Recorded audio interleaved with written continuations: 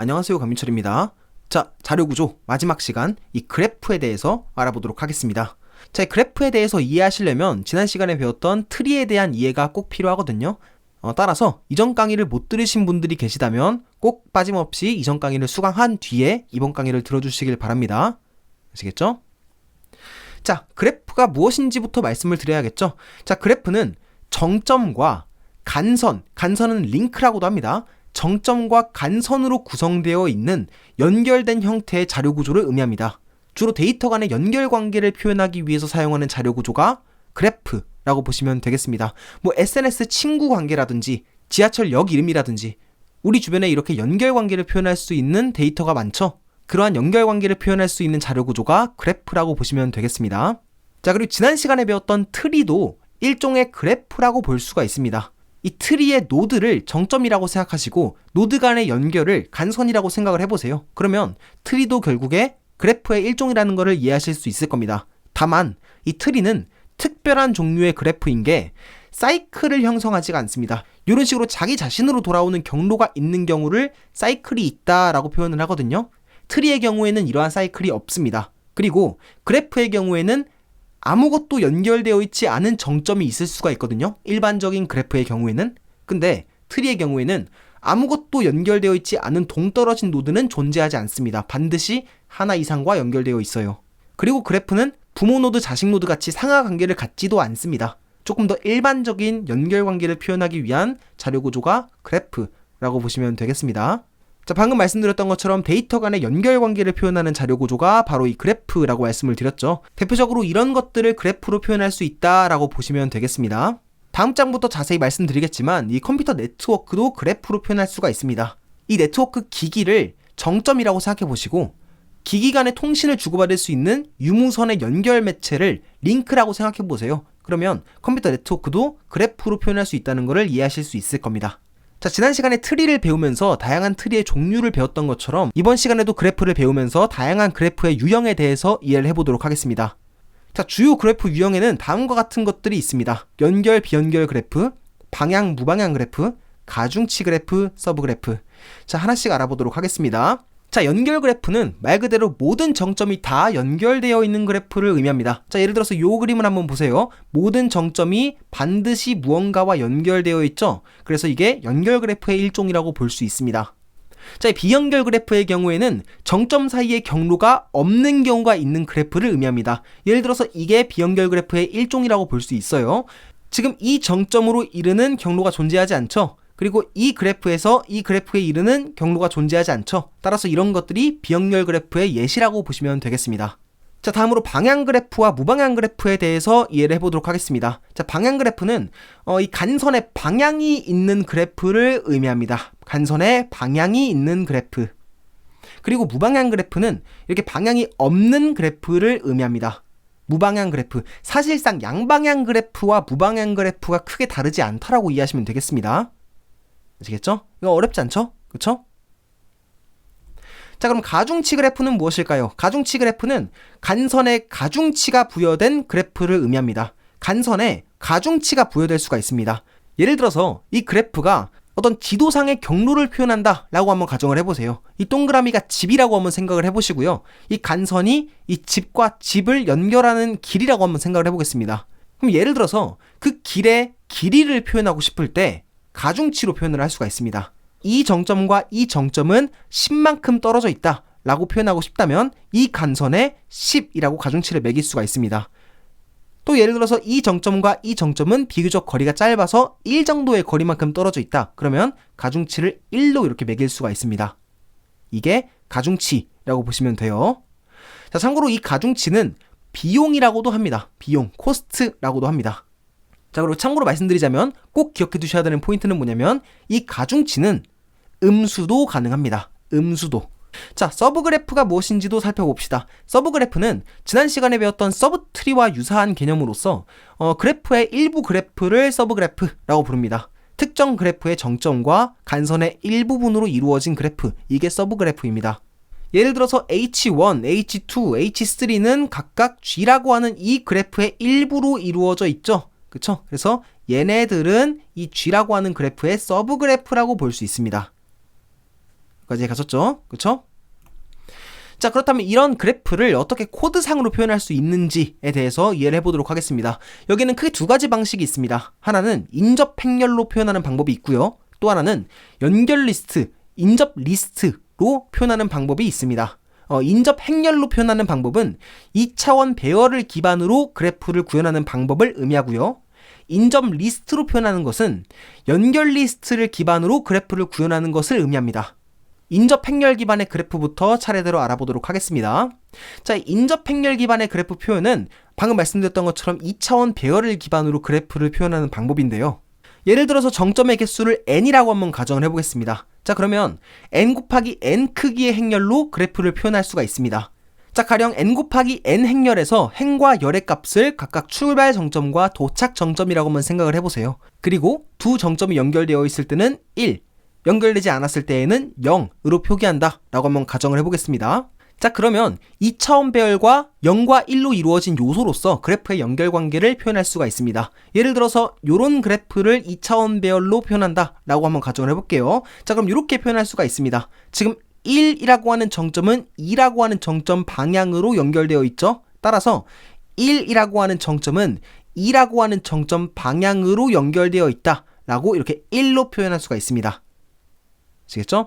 3이라고 하는 정점은 4라고 하는 정점 방향으로 연결이 되어 있죠. 따라서 3이라고 하는 정점은 4라고 하는 정점 방향으로 연결되어 있다. 1 이렇게 표현할 수가 있습니다. 4라고 하는 정점은 1이라고 하는 정점으로 연결되어 있다. 1 이렇게 표현할 수가 있어요. 나머지는 연결되어 있지 않으니까 0으로 표현하시면 되겠습니다. 자, 만약에 무방향 그래프일 경우에는 어떻게 표현할 수 있을까요? 아까 말씀드렸다시피 무방향 그래프는 사실상 양방향 그래프라고 보시면 되겠습니다. 따라서 인접 리스트로 무방향 그래프를 표현할 적에는 1이 2 방향으로 연결되어 있다. 2가 1 방향으로 연결되어 있다. 따라서 1이 2 방향으로 연결되어 있다. 2가 1 방향으로 연결되어 있다. 이렇게 양방향으로 이렇게 1로 이렇게 매겨주시면 되겠습니다. 나머지 연결관계도 마찬가지예요. 아시겠죠? 자, 무방향 그래프일 경우에는 사실상 양방향 연결이 이루어지기 때문에 이 행렬 대각선 요소를 기준으로 연결관계가 이렇게 대칭 관계를 이룬다는 것을 볼 수가 있습니다.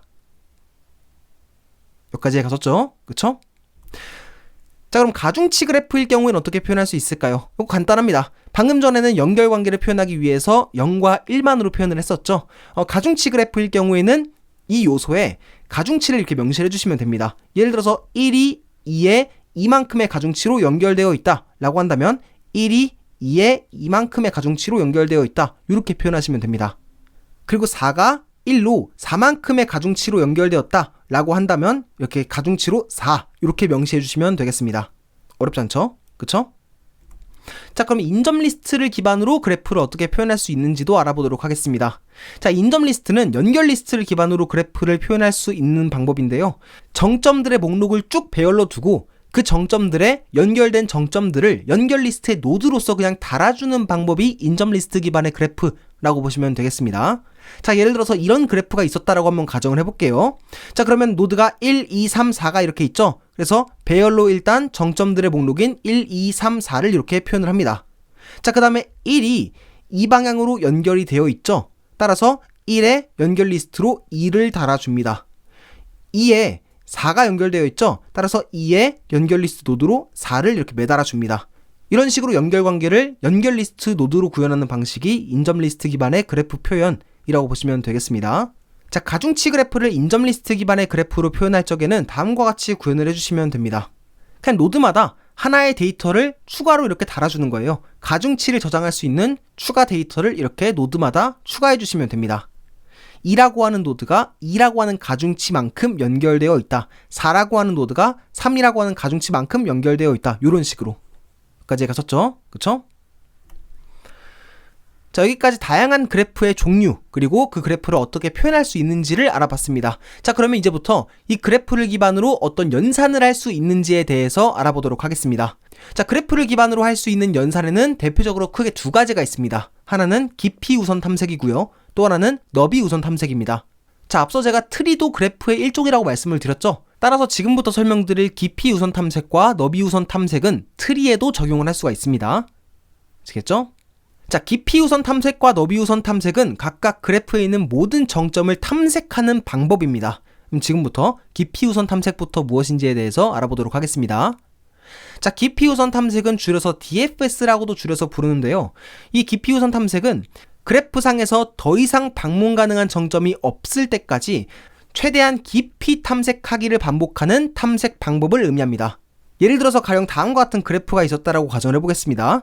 예를 들어서 이 그래프상에서 모든 정점을 깊이 우선 탐색으로 탐색을 한다면 가장 깊이 A, B, E, 가장 깊이 A, C, F, 가장 깊이 D, 이 순서대로 탐색을 합니다. 자, 그럼 깊이 우선 탐색을 어떻게 구현할 수 있는지에 대해서 알아보도록 하겠습니다. 참고로 지금부터 말씀드릴 이 깊이 우선 탐색의 구현과 너비 우선 탐색의 구현은 각종 코딩 테스트에서 정말 단골로 자주 등장하는 개념이거든요. 그래서 이거는 설명을 들어보신 다음에 꼭 한 번쯤 직접 소스 코드로 구현을 해보시면 좋을 것 같습니다. 아시겠죠? 자, 이 깊이 우선 탐색은 어떻게 구현할 수 있을까요?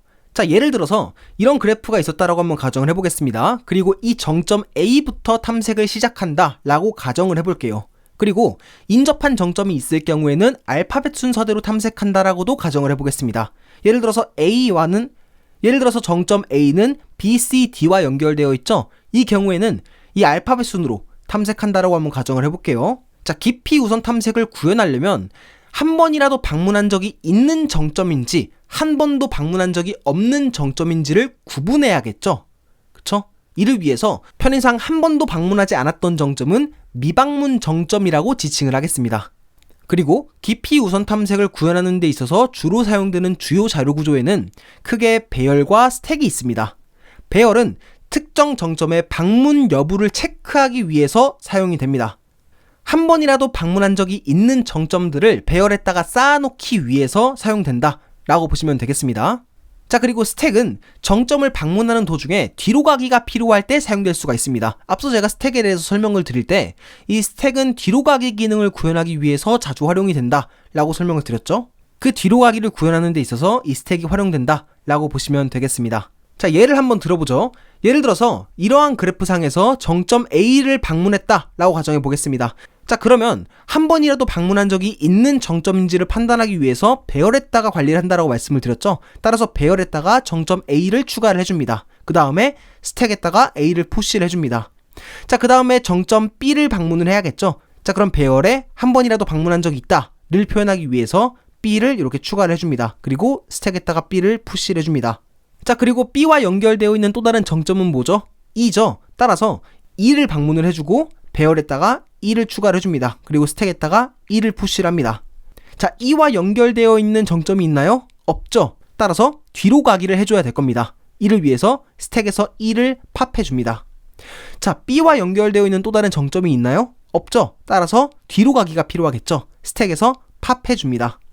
자, A와 연결되어 있는 또 다른 정점이 있나요? 있죠. C가 있죠. C를 방문해줍니다. 배열에 C를 추가해줍니다. 한 번이라도 방문한 적이 있는 정점의 목록에 C를 이렇게 추가해주고 스택에 C를 푸시를 해줍니다. 자, C와 연결되어 있는 정점이 있나요? 있죠. F가 있죠. 따라서 F를 추가해줍니다. 자, F와 연결되어 있는 정점 있나요? 있죠. D가 있죠. 따라서 방문 정점에 D를 명시해주고 스택에 D를 푸시를 해줍니다. 자, D와 연결되어 있는 방문하지 않았던 정점이 있나요? 없죠. 따라서 뒤로 가기를 해줍니다. 자, D와 연결되어 있는 정점 중에서 방문하지 않았던 정점이 있나요? 없죠. 따라서 뒤로 가기가 필요하겠죠. 스택에서 팝해줍니다. 자, F와 연결되어 있는 정점 중에서 방문하지 않았던 정점이 있나요? 없죠. 따라서 스택을 팝해줍니다.